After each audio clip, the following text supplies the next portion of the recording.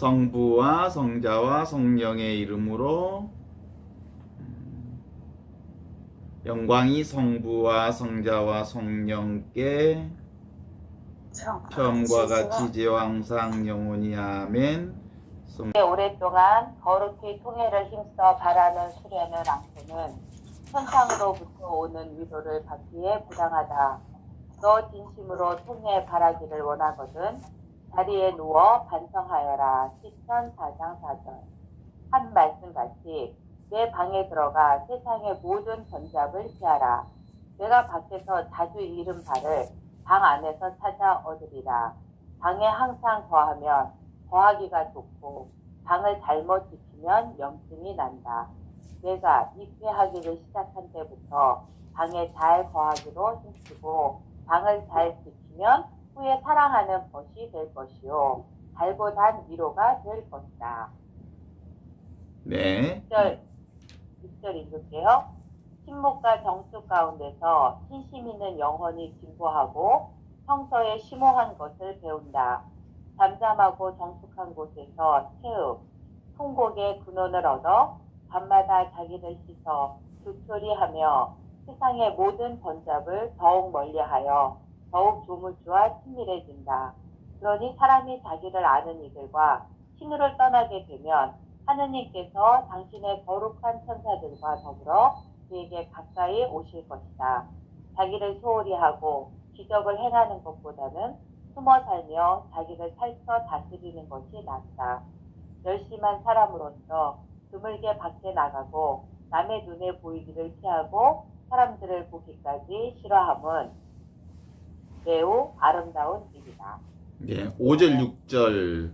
특별히 5절에 보면 그 방에 머물기를 좋아하고 뭐 이런 얘기가 나오는데 그 무슨 다른 의미가 아니고 여기서 말하는 그 방이라고 하는 건 아버지 집이죠. 그리스도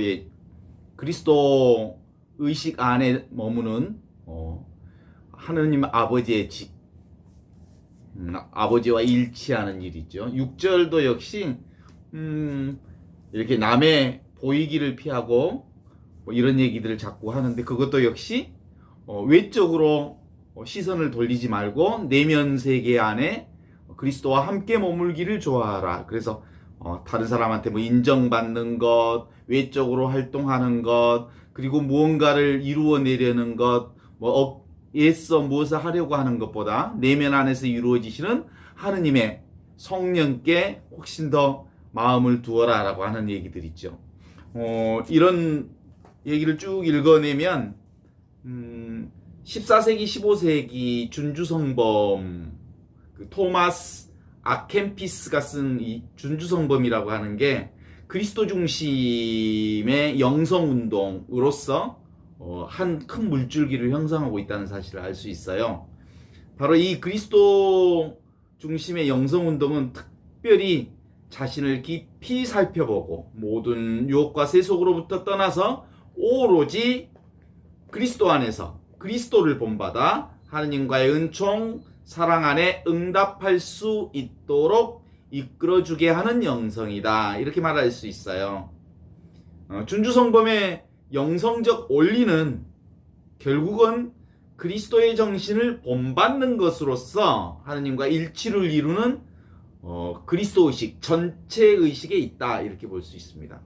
그런 점에서 나와 이 세상이 따로 있다는 것은 실제하지 않는 환상으로서 그것은 생각에 불과하다. 따라서 나와 이 세상이 따로 있다는 것은 생각일 뿐이니까 늘 그리스도 안에서 하느님의 현존을 알아보는 그런 영성이라고 말할 수 있죠. 이 그리스도 의식은 하느님과 하나 되는 영성인데 우리가 늘 나와 이 세상은 그러면 어떤 역할을 하는가? 그러면 사실상 우리 늘 많이 들었던 얘기 중에 손가락으로 달을 가리키면 손가락을 보지 말고 달을 보라 그러는 거잖아요. 그 얘기서 지금 나하고 이 세상에 보이는 이 세상, 모양을 갖춘 이 세상은 사실상 하느님을 가리키는 손가락에 불과한 거죠. 그런데 대다수의 사람들은 가리키는 하느님은 보지 않고 늘 손가락만 보는 것이 익숙해져 있어서 실제로 자기 자신과 세상만에 몰입해 있어서 보이는 것에만 몰입해 있어서 보이지 않는 하느님은 결국 보지 못하고 만나지 못하는 경향이 많다. 그렇죠. 그래서 이제 사람들에게 하느님 만나고 계세요? 하느님 임마누엘 하느님과 함께 살고 계세요? 라고 얘기하면 자신 있게 말을 못해요. 왜 못할까? 늘 손가락만 보고 살았기 때문에 손가락이 가리키는 하느님의 현존 안에 살지 못한 사람들의 자신 없음이라고 말할 수 있습니다. 그래서 그리스도의식, 그리스도를 본받는 이 그리스도의식, 하느님과 하나 되는 전체의식은 전체의식으로 깨어나면 결국 모든 것이 저절로 이루어지는 것을 경험하게 되는 것이므로 내가 따로 없다는 이 깨달음이야말로 모든 대상이 바로 하느님의 현존으로 보여지고 들려지고 느껴지고 알아지고 인식되는 체험이라는 것을 알게 되죠. 그래요. 저절로 보인다는 그것입니다. 저절로 들리는 그것이죠. 저절로 숨쉬고 저절로 걷고 움직이고 있는 이 모든 것이 바로 하느님의 작용이라고 하는 거죠. 모든 것이 저절로 이루어지고 있어요. 내 눈앞에 있는 저 그림이 생생하게 살아서 말을 걸어오는 느낌들을 종종 받지요. 오늘 또 제가 이렇게 가끔 이렇게 이 훈련하면서 느끼는 것 중에 하나가, 저는 이제 고양이하고 아주 가까이 있잖아요. 고양이를 가만히 보면 고양이가 꼬리를 살짝 움직이는데, 고양이 꼬리가 움직인다는 생각이 아니고 내 마음이 움직이는 것을 고양이 꼬리를 통해서 보는 거예요. 얼마나 신비로운지 몰라요. 고양이 꼬리가 움직인다고 보는 때보다 고양이 꼬리를 보는 순간 고양이 꼬리처럼 움직이는 내 마음을 보게 된다고 생각하니까 가슴이 막 살아있음, 나의 살아있음, 이 살아있음이 온몸에 느껴지는 그런 흐름들이 형성이 되죠. 또 이렇게 통유리 유리창이잖아요. 투명 유리창을 이렇게 바라보는데 오늘 하루 종일 하얀 눈이 쭉 내려요. 이게 그냥 하얀 눈이 내리는 것 그 자체가 눈 내리는 사실이 아니고 그 눈 내린 것을 보고 있는 살아있는 나를 느끼는 순간 내 가슴이 얼마나 이렇게 가득 차는지 몰라요. 그러니까 눈을 바라보는 것에 매몰되면 나를 잃어버리는데 사실은 눈을 바라보면서 살아있는 나를 느낀다는 거죠. 그런 체험이라고 말할 수 있습니다. 산책할 때도 역시 더 강렬하게 다가와요. 이렇게 보면 전체 의식 안에 들어가면 산책길에서 나무와 새들이 나를 온 쌍수를 들어 환영하는 느낌, 말을 걸어오는 느낌, 살아서 나를 손짓하며 반기는 그런 느낌 속에 쑥 들어가게 돼요. 거기서 사실은 나는 아무것도 아니죠. 그런 의미에서 살아있는 하느님, 이런 것에 관련해서 제가 늘 하느님은 나를 알고 계시는구나. 내가 입을 열기도 전에 하느님은 나를 알고 계시는구나. 내가 생각하기 전에 하느님은 나를 알고 계시구나. 이 성경 말씀이 시편 139편에 나오는 말인데, 제가 첫 본당이 고흥성당이었거든요. 고흥성당에 있을 때 사제관 안에 들어가면 이제 사제관 안에 들어갔다가 제 침실이 있죠. 제 침실은 누구도 침범할 수 없는 나만의 공간이잖아요. 그 나만의 공간인 내 침실은 온통 낙서판이에요. 제가 생각나는 모든 것들을 글로 다 적어놓은 낚시판이에요. 근데 제가 지금도 기억나는 게 시편 139편 이것을 천장에다가 매직으로 써놨어요. 그 시편 139편을 누가 한번 읽어주시면 좋을 것 같은데 성경. 주님, 당신께서는 저를 살펴보시어 아십니다. 제가 앉거나 서거나 당신께서는 아시고 제 생각을 멀리서도 알아채십니다. 제가 길을 가도 누워 있어도 당신께서는 헤아리시고 당신께는 저의 모든 길이 익숙합니다. 정녕 말이 제 혀에 오르기도 전에 주님, 이미 당신께서는 모두 아십니다. 뒤에서도 앞에서도 저를 에워싸시고 제 위에 당신 손을 얹으십니다. 저에게는 너무나 신비한 당신의 예지, 너무 높아 저로서는 어찌할 수 없습니다. 당신 얼을 피해 어디로 가겠습니까? 당신 얼굴 피해 어디로 달아나겠습니까? 제가 하늘로 올라가도 거기에 당신 계시고 저승에 잠자리를 펴도 거기에 또한 계십니다. 제가 새벽노래 날개를 달아 바다 맨 끝에 자리 잡는다 해도 거기에서도 당신 손이 저를 이끄시고 당신 오른손이 저를 붙잡으십니다.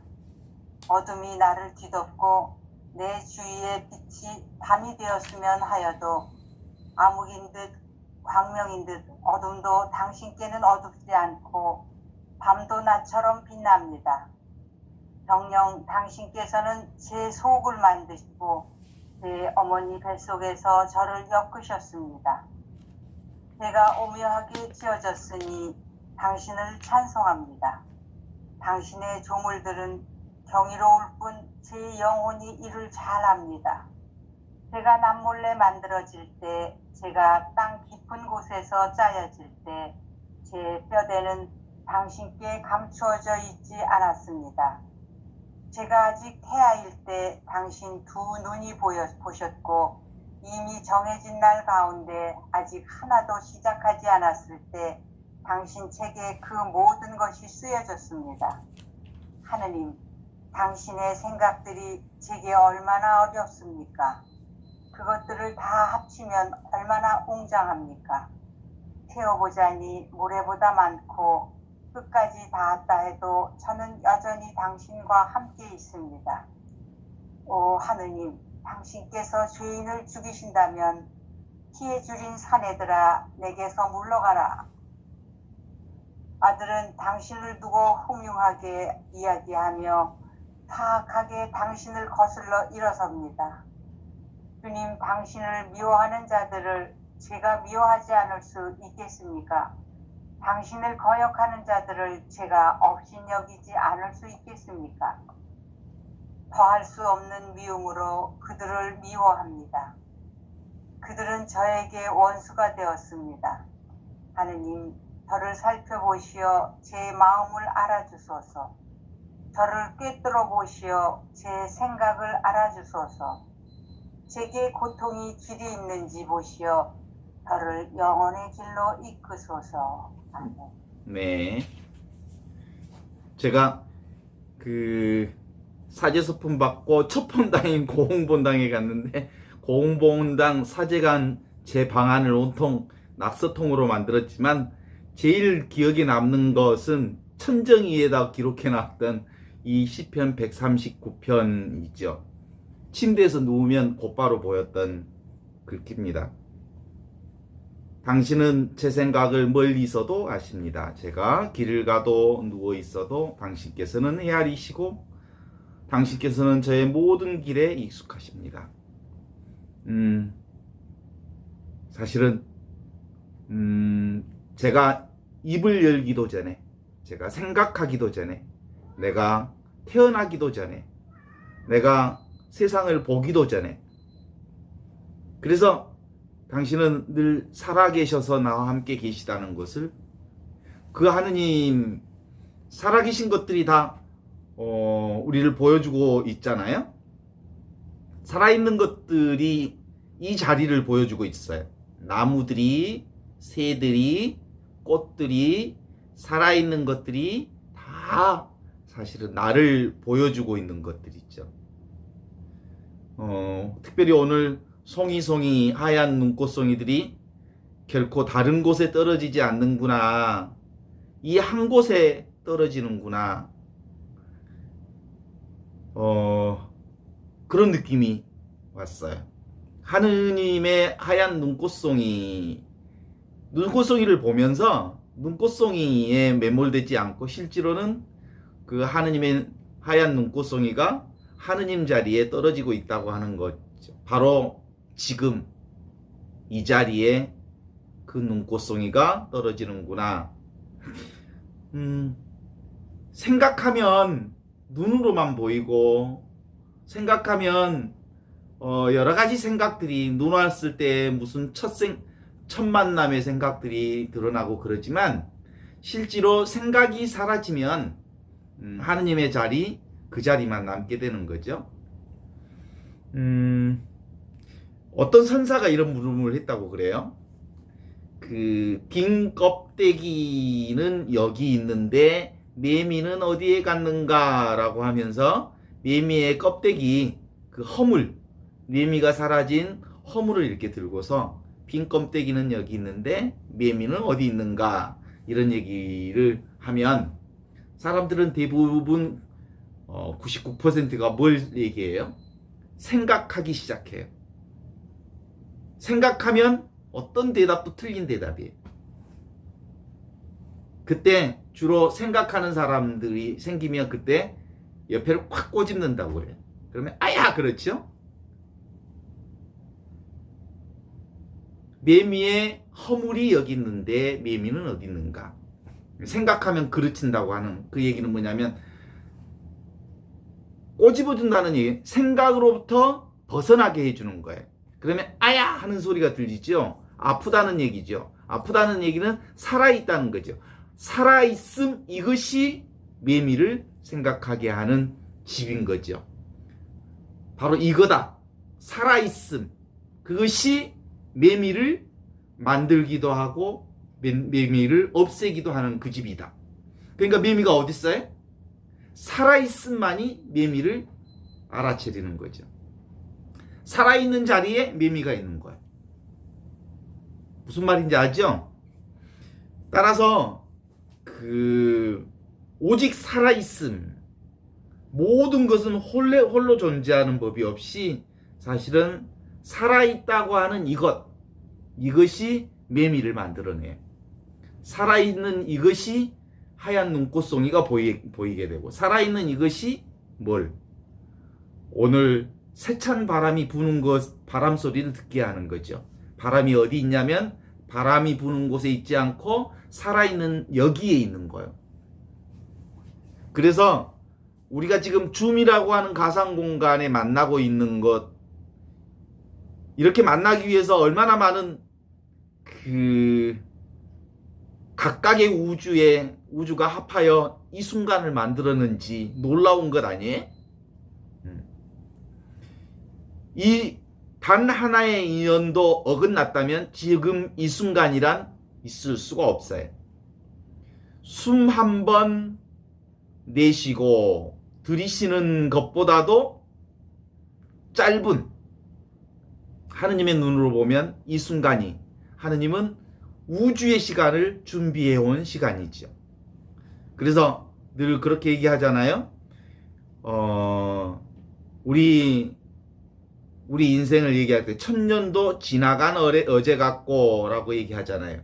그것에 근거해서 본다면 인생 역사 100년, 하느님의 천년도 한순간으로 본다면 우리 인생 숨 한 번 쉬었다가 내쉬는 정도의 순간이 우리 인생 전반의 순간이에요. 그렇지 않아요? 이게 인생이요. 숨 들이쉬었다가 내쉬는 게 인생. 하느님의 순간으로 보면. 아직도 너무 그렇게 우리를 과소하게 평가하지 마세요라고 말하는 사람이 있을지 모르지만 하느님의 시선으로 보면 그래요. 그래서 이제 그 얘기는 뭐냐면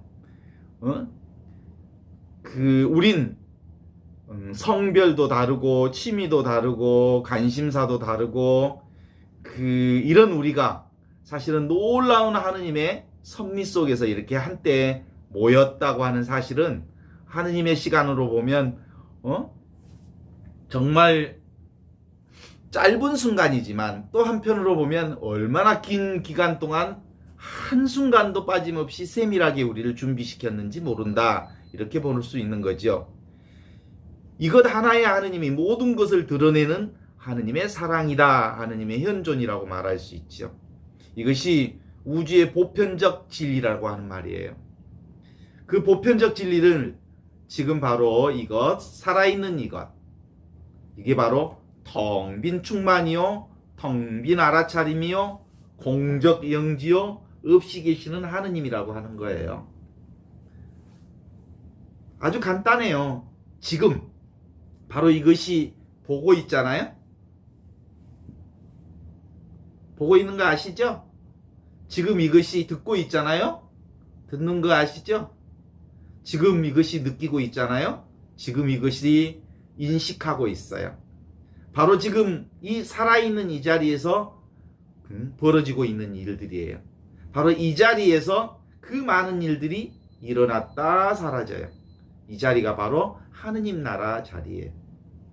아무 일 없지만 이 아무 일 없는 자리에서 수많은 인생사의 일들이 일어나고 있어요.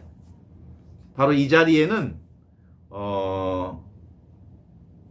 즐거움을 느끼는 쾌락도 일어나고 불쾌를 느끼는 그 느낌도 이 자리에서 일어나요.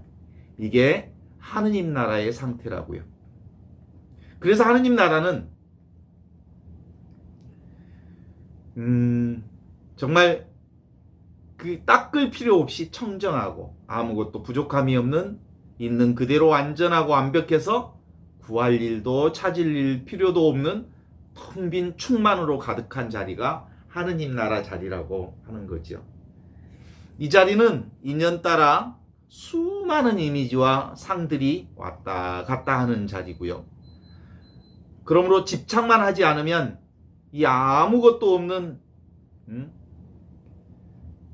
상수멸의 자리에는 그 느낌과 생각이 설 수 없는 자리라고 말할 수 있습니다.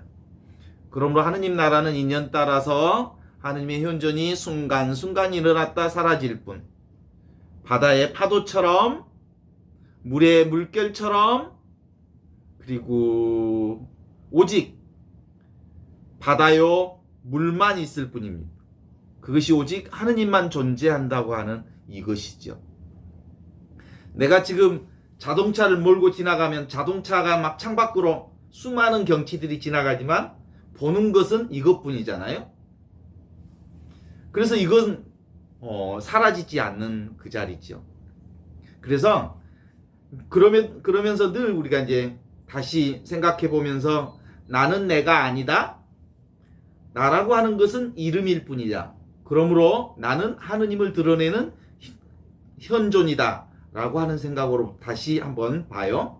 하느님은 하느님이 아니다. 하느님은 인간이 붙여놓은 이름일 따름이다. 그러므로 있는 그대로 지금 살아있음, 현존이야말로 하느님을 드러내는 바로 그것이다.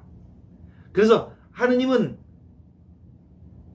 이런 말이나 언어나 생각으로 잡히지 않는 분, 그저 통통 튀는 살아있음 자체로 계시는 분, 그분이 하느님이시라는 거죠. 그러니까 인간의 언어와 생각은 고정시켜버려요. 무언가를. 하느님이 인간의 언어로 고정시켜질 수 있는 분 아니잖아요. 인간의 생각으로 잡혀지지 않는 분이잖아요. 인간의 언어로 뭐라고 딱 집어 말할 수 없는 분이에요. 왜냐하면 하느님은 계속해서 살아 숨쉬고 움직이는 분이기에 인간은 언어로 말할 수 없고 잡을 수 없고 구할 수 없고 찾을 수 없는 분입니다. 그렇습니다. 그래서 내가 따로 없다라는 말, 그러면 너도 따로 없다라는 말이 되지요. 내가 따로 없으니까 너도 따로 없지. 그것은 내가 따로 없다는 말은 주체가 따로 없다는 말이죠. 주체가 없으니 뭐가 없는 거예요? 대상도 없다는 말이죠. 그것은 그저 이름으로 실제하지 않는다는 말인데, 그러므로 지금 바로 이것 있는 그대로 현존, 이것이 하느님의 사랑을 나타내고 있다. 그러니까 주체도 없고 객체도 없는데 존재하는 부분, 그분. 대상으로도 존재하지 않아요. 이 경험이 저에게는 지금 바로 있는 그대로가 살아있는 하느님의 현존으로, 살아있음으로 체험되는 거예요. 그러니까 생각하면 하느님 못 만나는 거예요. 그래서 실존이에요, 실존. 살아있는 그 자리에 하느님 계시는 거죠. 그래서 내가 멈추면 보이는 것이 있죠. 내가 멈추면 성성적적, 고요하지만 성성하게 살아있는 그분이 내게 다가와요. 여러분 어젯밤 주무셨죠? 아무 의식 없는, 꿈도 없는 잠을 주무셨기도 했죠? 꿈꾸면서 자기도 하셨겠지만 잠 없이, 꿈 없이 자는 사람도 있어요. 주무셨다는 것을 어떻게 알죠? 내가 잤다고 하는 사실을 아는 그것이 있어요. 자는 동안도 깨어 있으면서 성성적적하게 나를 지켜보고 있는 또랑또랑한 그분이 나와 함께 계셨던 거지요. 가끔 그런 거 기억나네. 내가 몇 시에 일어나야 되겠다라고 생각했는데 6시에 일어나야 되겠다고 생각했는데 시계도 없는데 6시에 일어나요. 그런 기억 있죠? 놀랍잖아요? 그게 바로 성성적적 살아있는 그분이 나를 깨우신 거죠. 그러니까 마음을 내려놓고 어떤 조작도 없고 어떤 생각도 없이 있으면 성성하게 살아있는 그분이 내게 다가와서 말을 거는 것 같아요. 특별히 그래요. 이제 이렇게 산책할 때도 그런 느낌이 아주 강해요. 내가 없다라고 하는 생각으로 나에게 집중하지 않으면, 그리고 그러면 나를 내려놓으면 아주 미세한 새소리들이 아주 얼마나 예쁘게 들려오는지 몰라요. 그런데 내가 어떤 생각에 빠지면, 어떤 고민에 빠져서 산책길을 걸어가면 아무리 아름다운 산새 소리들이 들려도 소리가 안 들려요. 그죠? 그러니까 생각은 근본적으로 살아있음을 가려버려요. 생생하게 살아있는 삶 자체를 가려버리는 거예요. 그래서 이렇게 늘 온 적도 없고 간 적도 없는 그분이 내 안에서 쑥 드러나게 하는 방법은, 내가 힘쓰든 내가 힘을 쫙 빼면 전체로서 그 하느님이 내 가운데 쑥 들어오는 거죠. 그래서 주객의 분별이 없는 이것은 온전히 자기로 통합되고 수용되고 이해되면서 내 안에 치유를 일으켜요. 그래서 보통 치유라는 말 있잖아요. 치유라는 말이 힐링이라는 말도 되고 홀링이라는 말이 되고 그 다음에 풀링이라는 말도 되고 그러는데, 이 통합의식, 이렇게 통합되기 시작하면 모두가 하나가 되면서 자연스럽게 내면 안에서 치유가 일어나는 이런 것들이 있어요. 이게 바로 성스러운 자리에 들어가면 바로 그런 치유의 능력들이 우리 안에 쑥 일어난다고 그랬죠. 그러니까 이것은 대상으로 보면 안 돼요. 대상이 아니거든요. 그래서 이 하느님은 알 수도 없고 알 것도 없고 알 자도 없고 아는 것도 없는 주객 미분 전에, 주객이 나누어지기 전에 있었던 하느님이고요. 한 생각이 일어나기 이전에 있던 하느님이고요. 내가 입 벌리기 전에 이미 있었던 하느님이고요. 그래서 그 하느님은 살아있어서 우리 전반을 지켜주고 계시는 분이고 우리 전반의 생명 그 자체죠. 내가 살아있다고 하는 것은 내가 따로 있는 거 아니잖아요. 그러니까 내 삶이라고, 내가 삶을 살아간다가 아니고요. 삶이 나예요. 잠을 자나 꿈을 꾸나 깨어있으나 똑같은 하느님 안에 있어요. 그래서 하느님은 보이지 않습니까? 그러면 하느님 안 보이죠? 소중한 것들은 안 보여요. 그런데 안 보이는 이 소중한 것들이 우리를 살려내고 있죠. 항상 생각이라는 필터를 통해서 우리는 보게 되잖아요. 그러니까 생각하면 눈동자가 돌아가는 느낌이 있어요. 군대 가면 그 교관들이 전체 차렷 해놓고 하는 소리가, 이것들 봐라, 눈동자 돌아가는 소리가 난다. 그래. 그 말이 뭔 말이냐면, 사람이 생각하면 눈동자가 이렇게 움직이기 시작하거든요. 그럼 틀린 말이 아니에요. 그리고 시킨다는 얘기는 군대에서 모든 군인들의 그 시간을 현존 지금 이곳에 집중시키라는 얘기죠. 그래서 전체 차렷 그러면 깨어있는 상태를 함께 만들어내기 위해서 차렷을 시키는 것이죠. 그러니까 차렷에서 정신을 현재로 집중시키는 거, 이게 현존 상태이고 깨어있는 상태예요. 그럼에도 불구하고 그렇다고 해서 어떤 곳에 집중하는 행위는 아니에요. 무엇을 정신을 집중하는 것이 깨어있는 것은 아니에요. 오히려 집중하면요 헛것이 보여요. 그 명상한다고 이렇게 딱 앉혀놓고 한 곳을 집중시키면 그 사람들이 온통 헛것을 생각하거나 오히려 더 헛것을 보는 경우들이 종종 많아요. 그러면 원래 의미의 명상이라고 하는 건 무슨 뜻이냐면 마음을 풀어놓는 거예요. 생각을 풀어놓는 거예요. 그리고 이완시키는 거예요. 힘쓰는 게 아니에요. 그래서 이완시킨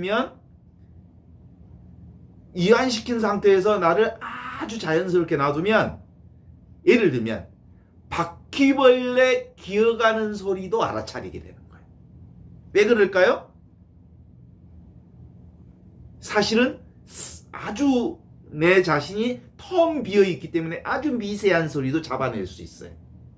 이게 집중해서 잡아내는 게 아니고요, 나를 침묵 가운데 내놓음으로써 들리는 소리예요. 자, 명상합시다 하고 탁 이제 시작을 하면 맨 처음에 뭐가 들리냐면 시계 똑딱거리는 소리가 들려요. 똑딱 똑딱 똑딱.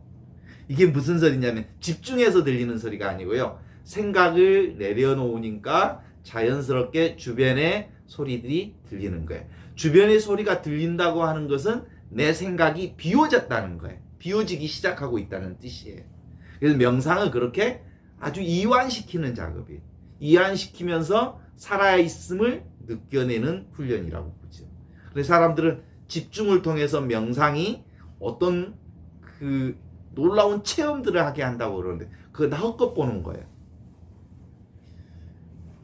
그래서 진정한 의미의 어느 순간에 전체 의식으로 쑥 들어가면 무슨 감옥에서 이 한 평도 안 되는 그 가죽으로 된, 살 가죽으로 된 이 푸대자루가 툭 터지는 느낌이에요.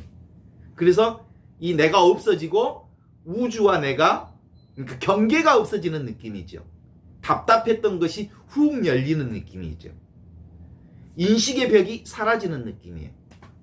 그래서 이 하느님을 느끼는 훈련을 하는 사람들은, 하느님 안에 사는 사람들은 근본적으로 애쓰지 말 것, 용쓰지 말 것, 힘쓰지 말 것, 일부러 하려고 애쓰지 말 것, 이런 게 전제예요. 그래서 기본적으로 모양에 속지 않으면 텅 빈 알아차림, 이것 있음을 알게 된다고 하지요. 내가 나를 찾았다, 이 말은 뭔 말일까요? 나의 경계의식이 사라졌다는 거예요.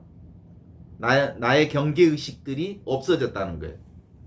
그러면요, 보고 있는 대상은 늘 밝아졌다 어두워지니만 보는 이것은 늘 성성적적하잖아요. 살아있는 이것은요 그래요.